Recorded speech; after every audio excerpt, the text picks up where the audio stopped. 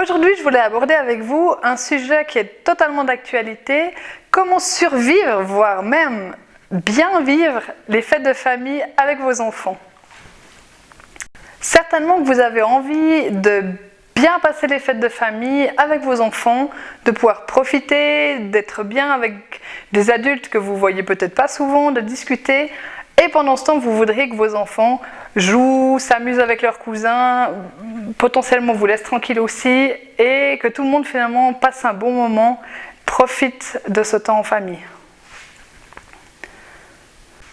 Peut-être que vous avez déjà vécu ce genre de fête de famille où ça devient plus une contrainte que du plaisir, parce que vous devez cadrer de manière très forte vos enfants, il y a beaucoup de stress, vous avez envie que vos enfants paraissent extraordinaires, vous avez envie d'être un parent extraordinaire, surtout que peut-être que vous êtes avec des personnes que vous avez peu l'habitude de côtoyer au fil de l'année. Dans cette vidéo, je vais vous partager 5 pistes pour vous aider à accompagner vos enfants et vous vivre des beaux moments pour les fêtes de famille.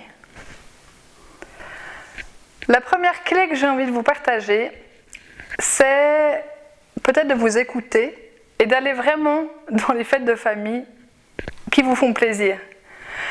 Souvent, on rajoute beaucoup de fêtes de famille, il faut aller chez l'oncle, la tante, peut-être l'anniversaire du grand-père, c'est peut-être des endroits où vous n'avez pas forcément envie d'aller. Et je pense que vos enfants ne pourront pas être bien, être détendus et jouer et apprécier, et vous non plus, si au fond de vous, vous n'avez pas envie d'être là. La deuxième clé que je voulais vous partager aujourd'hui, c'est peut-être l'innovation. Oser innover, est-ce que c'est vraiment la fête idéale que de passer 5 heures à table, pas bouger et de répéter d'année en année la même fête?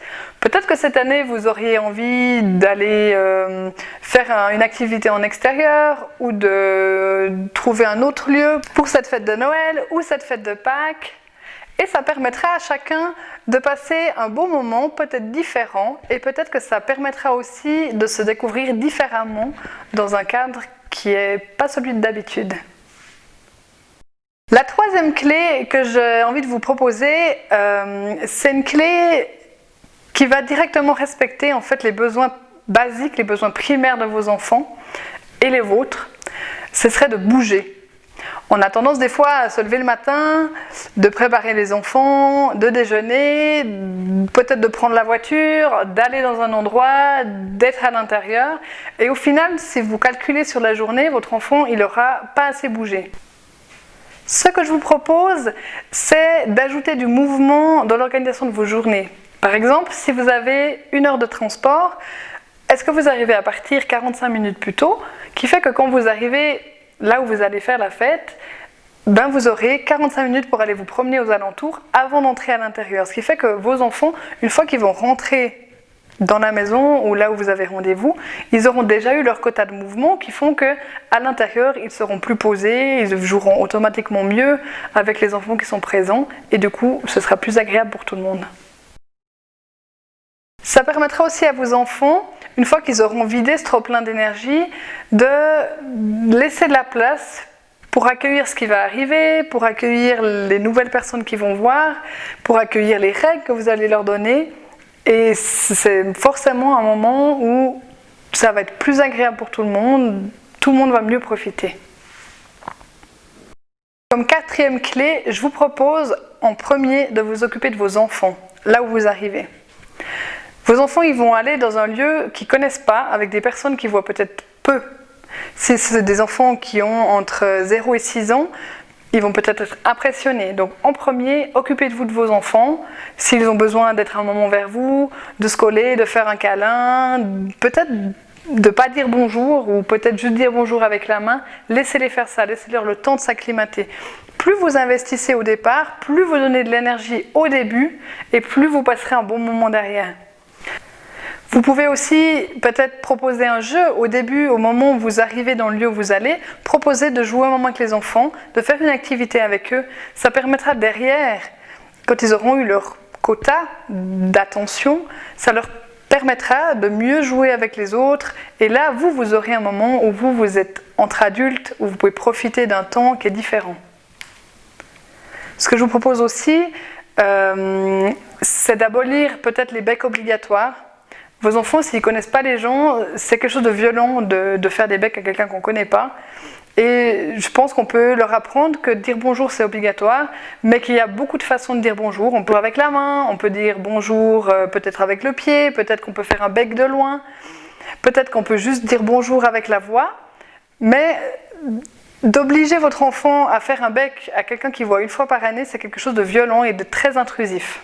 Vous lui apprenez aussi qu'il a des limites, vous pouvez lui apprendre aussi que son corps, ça lui appartient et que peut-être qu'il n'a pas envie de faire un bec à quelqu'un qu'il ne connaît pas. Comme dernière clé, j'ai envie de vous proposer peut-être une manière différente d'organiser la journée que vous allez passer. Si on prend par exemple la fête de Noël ou la fête de Pâques dans certaines familles, c'est un moment où il y aura des cadeaux et les enfants, ils ont cette attente en fait depuis des fois des mois. Ils savent qu'à Noël, ils vont recevoir des cadeaux. Et de les faire des fois en premier, ça permet de baisser la pression, ça permet qu'ils aient du plaisir à ouvrir le cadeau et qu'après, ils soient beaucoup plus libres pour être tranquilles. Donc cette année, peut-être vous pouvez innover et proposer le moment des cadeaux au début, que les enfants, ils vont recevoir des jouets avec lesquels ils pourront jouer durant l'après-midi, ils auront du plaisir à les ouvrir et c'est tout de suite une pression qui va baisser. En conclusion, j'ai envie de vous poser une question. Laquelle de ces 5 clés vous parle le plus? Qu'est-ce que vous avez envie de mettre en place de différent pour les prochaines fêtes que vous allez vivre? Vous pouvez les noter en dessous en commentaire, ça va donner des idées aux autres, des choses qui chez vous ont été une réussite et qui peuvent donner des idées aux autres pour passer des beaux moments de fête. Si ces clés vous ont parlé, si cette vidéo vous aide ou vous pensez qu'elle peut aider quelqu'un d'autre, je vous invite à la partager, je vous invite à vous abonner à la chaîne pour suivre les prochaines vidéos. Je vous souhaite beaucoup de plaisir dans les fêtes avec des gens que vous aimez ou que vous n'aimez pas. Et je vous dis à très bientôt.